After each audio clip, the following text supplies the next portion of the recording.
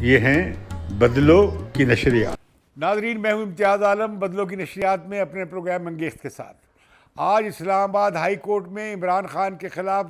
توہین عدالت کی کارروائی شروع ہو گئی۔ انہیں نوٹس دیا گیا تھا اور ان کی طرف سے حامد خان ایڈوکیٹ پیش ہوئے اور خود عمران خان بھی ذاتی طور پہ عدالت میں موجود تھے۔ اپنے تحریری جواب میں، یعنی جو انہیں نوٹس ملا تھا توہین عدالت کا، اس میں انہوں نے کہا، جواب دیا کہ اگر کسی طرح سے عدلیہ کے یہ سمجھتی ہے کہ ان کی ججوں کی توہین ہوئی ہے ان کے بیان سے، تو وہ اپنے الفاظ واپس لے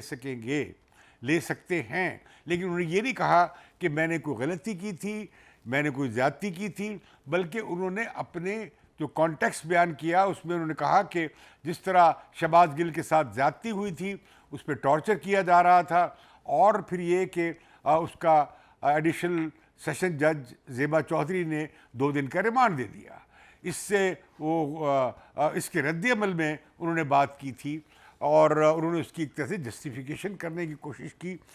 کہ انصاف کا قتل ہو رہا تھا ایک طرح سے، اور بنیادی حقوق پامال ہو رہے تھے۔ جو انہوں نے کہا کیا تھا اپنی تقریر میں، اور وہ تقریر انہوں نے 20 اگست کو کی تھی، جبکہ ابھی ہائی کورٹ میں ان کی کارروائی اس کیس کی چل رہی تھی، اس کیس کے حوالے سے کہ آیا اس ضمن میں شہباز گل کے کیس کی کارروائی چل رہی تھی، جبکہ عدلیہ کا فیصلہ یعنی ہائی کورٹ کا فیصلہ 22 اگست کو آیا تھا۔ یعنی جب ابھی ہائی کورٹ بھی ان سیشن تھا اس کیس میں، عدالت کے سب جوڈس تھا، تو عمران خان نے کیا لفظ ادا کیے؟ انہوں نے کہا کہ جج زیبا چودھری، آپ بھی تیار ہو جائیں، آپ کے خلاف بھی ایکشن لیں گے۔ یہ اس بیان کو ایک طرح سے دھمکی کے طور پہ لیا گیا، اور یہ دھمکی ظاہر ہے، یہ دھمکی لگتی ہے اور اس سے ان کی جان بھی خطرے میں پڑ سکتی ہے، کیونکہ عمران خان جس کے بارے میں بات کر دیں منفی، تو پورا سوشل میڈیا میں اس کے خلاف مہم چل پڑتی ہے، اور ان کے چاہنے والے جو ہیں ان کے جانثار مرنے مارنے پر تل جاتے ہیں۔ لہذا ان کی سیکیورٹی میں اضافہ کرنا پڑا۔ آج جب یہ انہوں نے بیان دیا، اس میں عدالت کے اختیار کو بھی چیلنج کیا گیا ہے حامد خان کی طرف سے، اور اس میں 3 ججوں نے جو اس پہ کہا کہ ہاں کنٹیمپٹ لگتی ہے اور یہ کیس بنتا ہے، اور انہوں نے بڑے بینچ کی درخواست بھی کر دی تھی، اب بڑا بینچ بھی بن گیا، تو انہوں نے کہا کہ وہ 3 جج یا جنہوں نے اس بارے میں پہلے ہی اپنی ججمنٹ دے دی ہے، رائے دے دی ہے، انہیں شامل نہ کیا جائے۔ جبکہ حقیقت یہ ہے کہ چائے پہ تمام ججوں کے درمیان مشورہ ہوا تھا اسلام آباد ہائی کورٹ میں، اور سب کی متفقہ رائے تھی کہ یہ کنٹیمپٹ آف کورٹ یعنی توہین عدالت کا بڑا ایک کیس بنتا ہے۔ تو لہذا آج جب جرا ہوئی تو اس میں انہوں نے بڑا کہا کہ جی آپ کے بیان سے تو ہم مطمئن نہیں ہیں، آپ کے بیان سے ہمیں تسلی نہیں ہوئی ہے، وی آر ناٹ سیٹسفائیڈ۔ اور لیکن اس کے ساتھ ہی ایک اور جج صاحب ہیں، انہوں نے کہا کہ اگر آج ہی یہ کیس ختم ہو سکتا تھا اگر آپ چاہتے تو، مطلب یہ تھا کہ اگر آپ معافی مانگ لیتے غیر مشروط طور پہ تو یہ کیس آج ہم ختم کر سکتے تھے، کیونکہ عدالت یہ کہہ رہی تھی، بیچ میں عندیہ دے رہی تھی کہ ہم توہین عدالت کے کیس کے مقدمے کو زیادہ اس پہ چلانا نہیں چاہتے۔ لیکن عدلیہ مجبور تھی اس حساب سے کہ سپریم کورٹ، انہوں نے کہا بھی کہ چیف جسٹس صاحب نے کہ سپریم کورٹ کے اس بارے میں فیصلے موجود ہیں، جس میں طلال چودھری کا کیس ہے، نہال ہاشمی کا کیس ہے، دانیال عزیز کا کیس ہے، اور معافی کے باوجود بھی انہیں سزا دے دی گئی تھی، اور نہال ہاشمی تو جیل بھی گئے تھے، اور باقی یہ 2 حضرات طلال چودھری اور دانیال عزیز نااہل بھی ہو گئے تھے 5 سال کے لیے۔ تو جب یہ پریسیڈنٹ ہے سپریم کورٹ کی طرف سے، تو عمران خان کا بچنا محال ہے جب تک کہ وہ معافی نہیں مانگتے۔ لیکن آج ایک عدلیہ نے تاریخی طور پر ایک ایکسیپشنلی،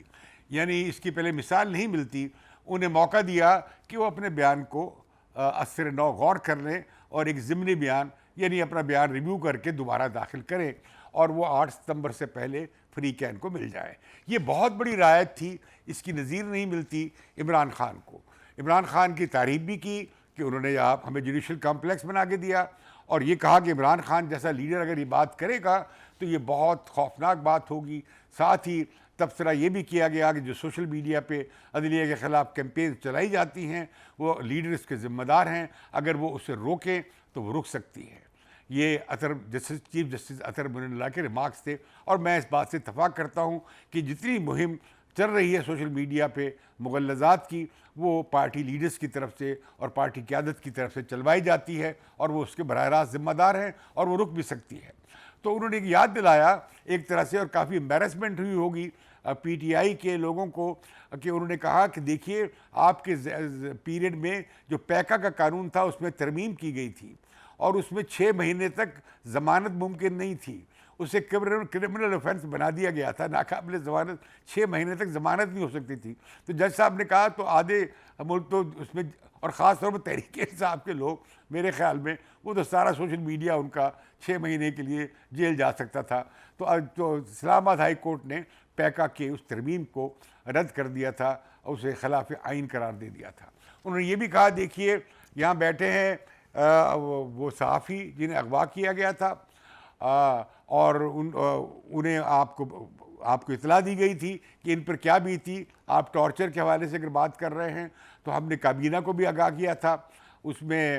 انہوں نے حوالہ دیا اس بات کا، لیکن آپ نے کیا کیا اپنے دور میں کیا کیا؟ تو بتا رہے تھے کہ یہ جو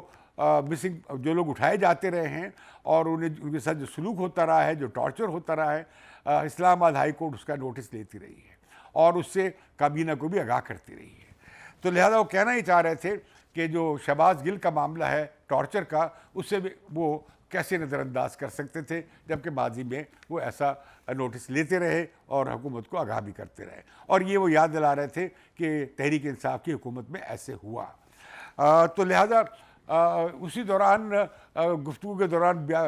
جو فواد چودھری ہیں ان کے بیانات بھی زیر غور آئے۔ آئی جی پولیس نے کہا اور غالباً اٹارنی جنرل نے کہا کہ وہ جو بیانات دے رہے ہیں کہ عمران خان جو ہیں اگر انہیں نااہل کیا گیا تو ان کا کیا بنے گا، وہ کہاں جائیں گے، وہ کہاں رہیں گے، وہ دھمکا رہے ہیں پوری عدلیہ کو۔ اگر عمران خان کو توہین عدالت میں سزا ہو گئی اور وہ نااہل ہو گئے تو اس ملک کے لوگ ان لوگوں کو نہیں چھوڑیں گے جو انہیں سزا دیں گے۔ انہوں نے یہ بھی کہا ہے کہ جو لوگ ایسا کریں گے، اب تک تو عمران خان نے انہیں روکا ہوا ہے، پھر نہ جانے کیا ہوگا ان کا حشر۔ مطلب وہ کافی پریشر بلڈ کر رہے ہیں باہر بیٹھ کر۔ عمران خان کی ظاہر ہے عمران خان کی ڈائریکشن کے بغیر وہ ایسا نہیں کر رہے۔ میں آج حیران ہوا کہ جب یہ جواب دیکھ کر، تو میری حامد خان سے بہت پہلے بات ہوئی تھی، حامد خان کی رائے تو یہ تھی کہ عمران خان کو اس کیس میں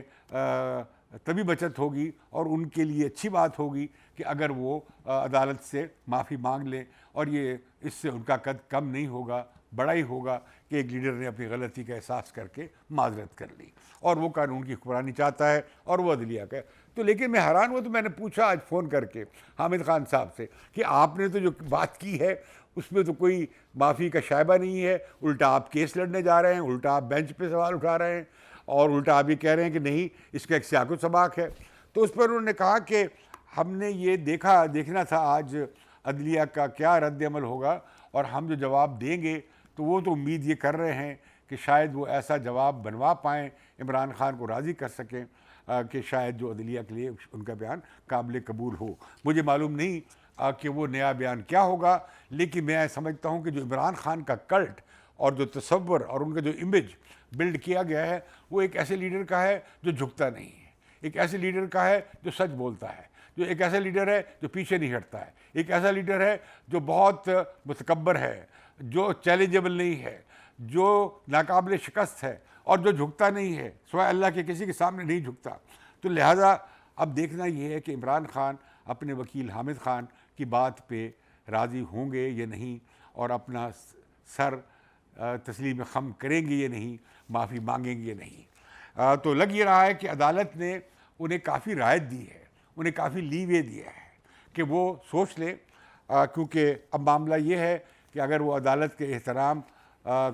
کرنے کا عہد نہیں کرتے اور اس کے لیے معافی غیر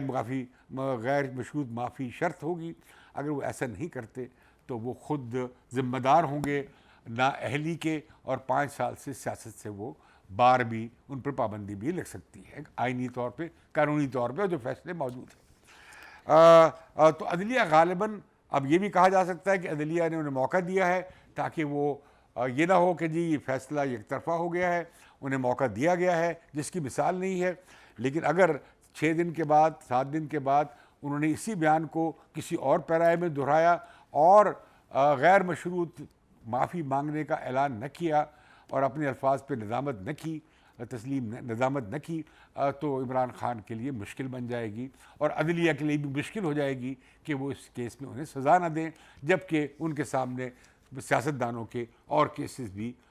کی مثالیں موجود ہیں جو کہ سپریم کورٹ کی مثالیں ہیں، جس سے اسلام آباد ہائی کورٹ جن سے صرف نظر نہیں کر سکتی۔ اب لہٰذا ملک کی سیاست پھر ایک بڑے نازک دور میں داخل ہو رہی ہے۔ عمران خان پہ جس تلوار کا میں ذکر کر رہا تھا اس میں سے ایک تلوار تو یہ توہین عدالت کی ہے، جو وہ اپنے لیے خود ہر نئے دن وہ ایک مسئلہ تحریک انصاف کے لیے بنائی جا رہی ہے۔ اس کے علاوہ الیکشن کمیشن میں بھی ان کے خلاف، الیکشن کمیشن کے خلاف تو وہ سینکڑوں بار لعن طعن کر چکے ہیں، بدزبانی کر چکے ہیں، اس کی توہین کر چکے ہیں، اور ابھی لاہور ہائی کورٹ نے اور سندھ ہائی کورٹ نے روک دیا ہے الیکشن کمیشن کو کسی طرح کا اس بارے میں فیصلہ کرنے سے۔ لیکن معاملہ یہ بھی طے ہو جائے گا، زیادہ دیر نہیں چل پائے گا، کیونکہ یہ اختیار ہے، اگر یہ توہین عدالت کا اختیار نہ ہو الیکشن کمیشن کے پاس، تو پھر الیکشن کمیشن اپنے خلاف مہم کو کیسے روک سکے گا؟ میں دیکھتا ہوں کہ بھارت میں کوئی جرت نہیں کرتا ہے الیکشن کمیشن کی توہین کرنے کی۔ الیکشن کمیشن طلب کر لے تو سیاستدانوں کی ٹانگیں کام جاتی ہیں، لوگ احترام کرتے ہیں اور مانتے ہیں فیصلے الیکشن کمیشن کے۔ وہاں یہ مسئلہ نہیں ہوتا کہ الیکشن کمیشن کو آپ سڑکوں اور گلیوں میں کھینچتے پھریں۔ اب پھر ان کے خلاف یہ ممنوعہ فنڈنگ کیس بھی ہے، ان کے خلاف اس فنڈنگ کیس میں یہ بھی ہے کہ اکاؤنٹ سے فنڈز کا غلط استعمال ہوا ہے، کہاں گئے ہیں کوئی حساب کتاب نہیں ہے۔ تو یہ کیسز، اور پھر توشہ خانہ کا کیس بھی ہے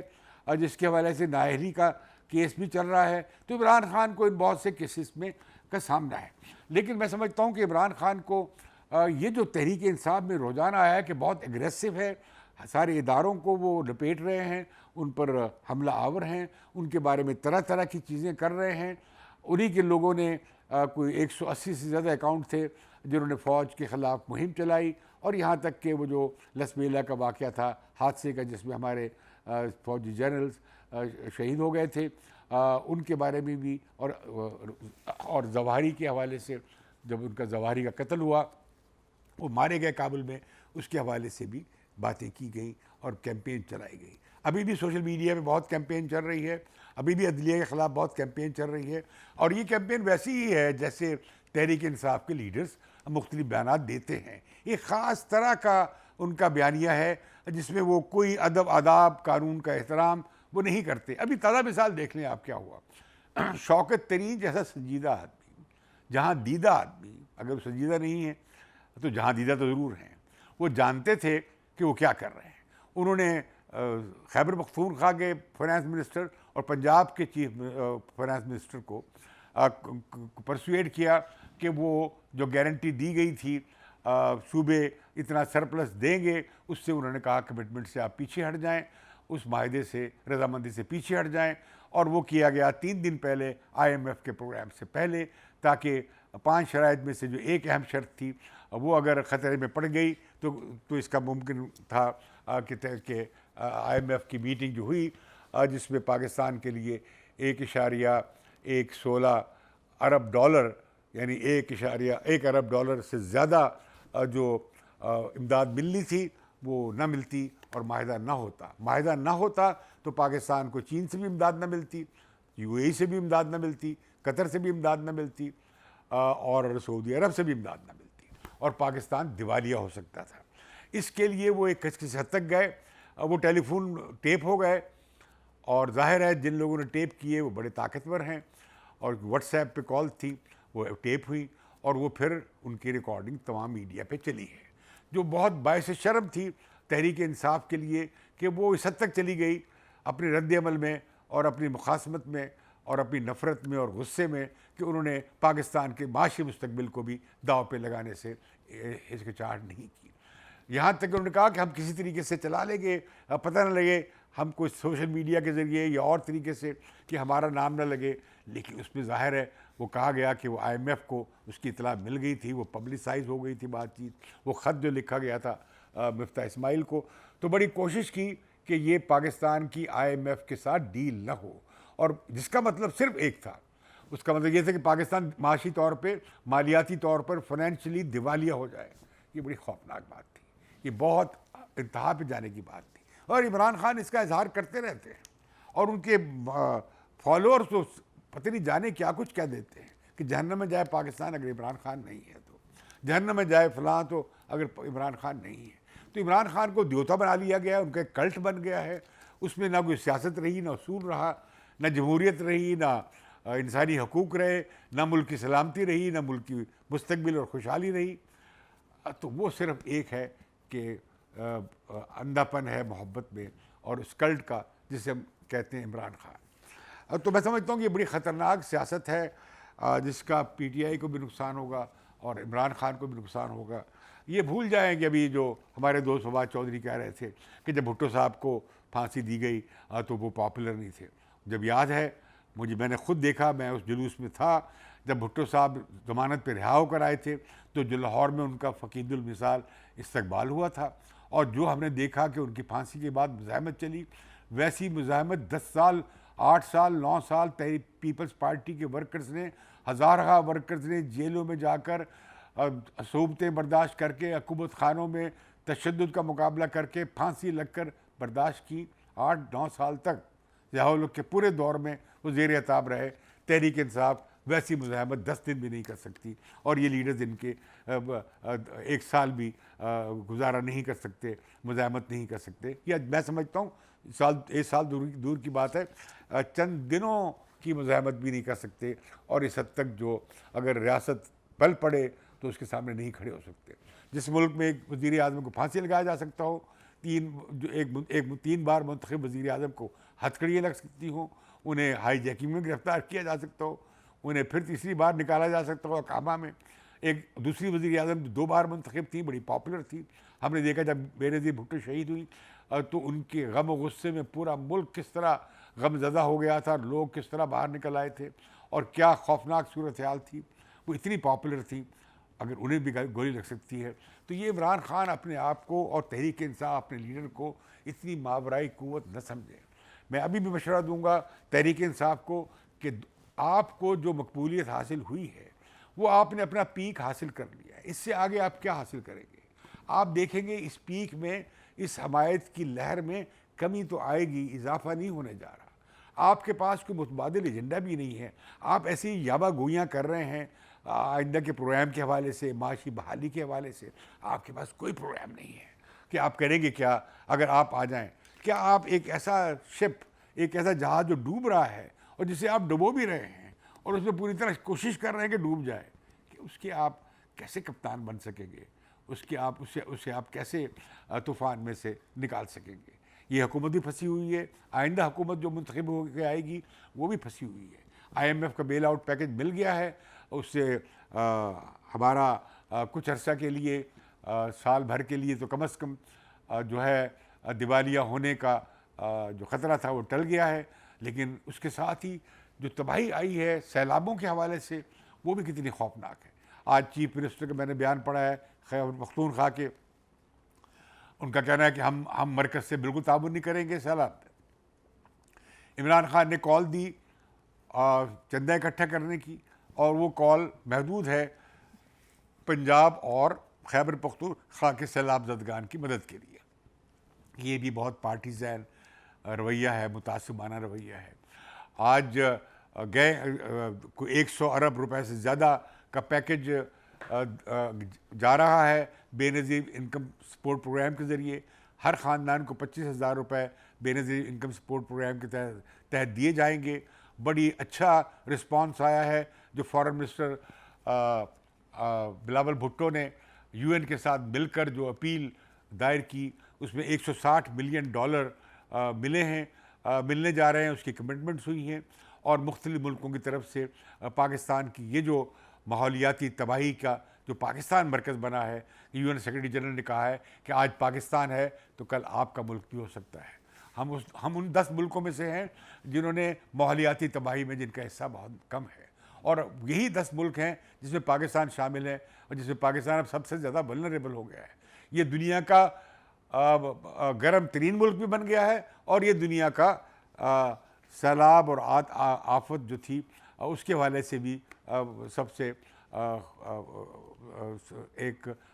بڑی مثال بن گیا ہے اس بات کی کہ پاکستان ماحولیاتی تباہی کا مرکز ہے, جس کا کہ ایک فیجی کے آپ نے دیکھا صدر کا بیان آیا, اس میں پاکستان کا کوئی قصور نہیں ہے. کوئی قصور ہمارا ہے کچھ, لیکن تھوڑا سا ہے. تو انہوں نے کہا یہ تمام ان کے گناہوں کا ہم پاکستان ادا کر رہا ہے,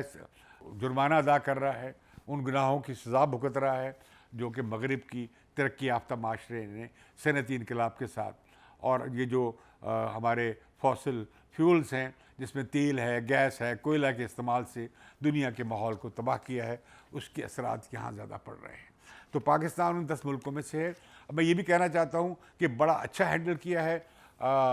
اس نے ہمارے وزیر خارجہ بلاول بھٹو نے. انہوں نے بڑی کیمپین کی ہے انٹرنیشنلی, اور یہ جو کیمپین لانچ کی گئی ہے یہ کامیاب رہی ہے. ابھی تو یہ صرف ریہیبلیٹیشن کی حد تک ہے, ریہیبلیٹیشن نہیں, ریلیف کی اور امداد کی حد تک ہے. ریسکیو اور ریلیف یعنی لوگوں کو نکالو مشکل سے, انہیں غذا دو,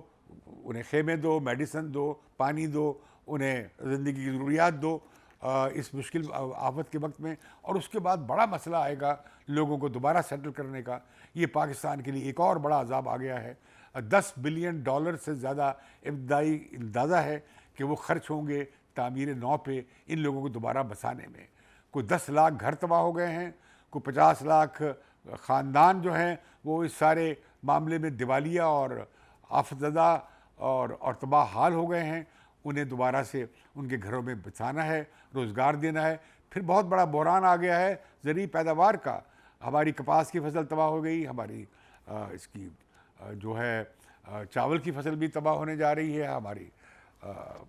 سبزیوں کی اور پیاز اور ٹماٹر کی فصلیں بھی تباہ ہو گئی ہیں. اب بڑا کرائسس بن گیا ہے. اب فیصلہ کیا گیا ہے کہ ایران سے اور افغانستان سے ٹماٹر اور پیاز منگوائے جائیں. بھئی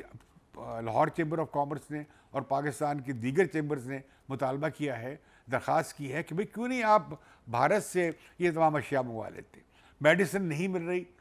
اب میں خود گیا ہوں سبزی مارکیٹ, 400 روپے کلو مل رہا ہے پیاز, اور اب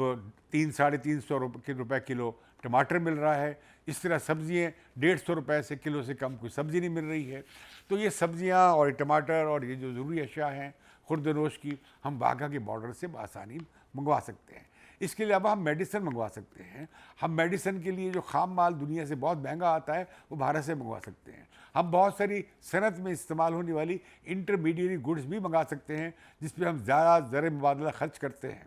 ہم ایران سے بارٹر سسٹم پہ تیل بھی لے سکتے ہیں, گیس بھی لے سکتے ہیں, اور ایران پاکستان گیس لائن کو بھی بحال کر سکتے ہیں. ہم روس سے بھی اور سے گندم بھی لے سکتے ہیں اور تیل بھی لے سکتے ہیں. ہمیں ابھی سارا ایک منصوبہ بندی کرنی پڑے گی پاکستان کو ان معاشی دست نگری کے حالات میں, اور قرض خواری کی جو معیشت ہے, اور یہ جو مفت خوری کی معیشت ہے, اور یہ جو ہم نے ماحولیاتی تباہی میں حصہ خود لیا ہے کہ دریاؤں کے راستے بند کر دیے. آرمی چیف نے ٹھیک کہا کہ یہ ان کے خلاف ایکشن ہونا چاہیے جنہوں نے اجازت دی کہ دریاؤں کے راستوں میں بستیاں بن گئیں, ہوٹل بن گئے, آبادیاں بن گئیں, بازار بن گئے, اور وہ جو بہاؤ کے راستے تھے بارشی پانی کے یا سیلابی پانی کے وہ ہم نے بند کر دیے. اور تو ابھی سیلاب چل رہا ہے, ابھی سیلاب جائے گا اوپر سے نیچے کی طرف سندھ کی طرف, اور یہ پھر سمندر میں جائے گا. تو اب سندھ ابھی مزید ابتلا کا شکار ہوگا سیلاب کے ہاتھوں. لگتا یہ ہے کہ وہاں سے جو سیلابی پانی ہے وہ نکل کے اب سندھ کی طرف جا رہا ہے. تو میں سمجھتا ہوں کہ ضرورت ہے کہ اب میں ایک بات یاد دلانا چاہتا ہوں احسن اقبال صاحب کو بھی, اور شہری رحمان صاحبہ کو بھی, اور وزیر اعظم شہباز شریف کو بھی, اور عمران خان کو بھی, کہ عالمی موسمیاتی جو سمٹ ہوئے ہیں اس میں طے ہوا تھا کہ جو لوگ زیادہ ماحولیاتی مسئلے کا شکار ہوئے ہیں, تباہی کا شکار ہوئے ہیں,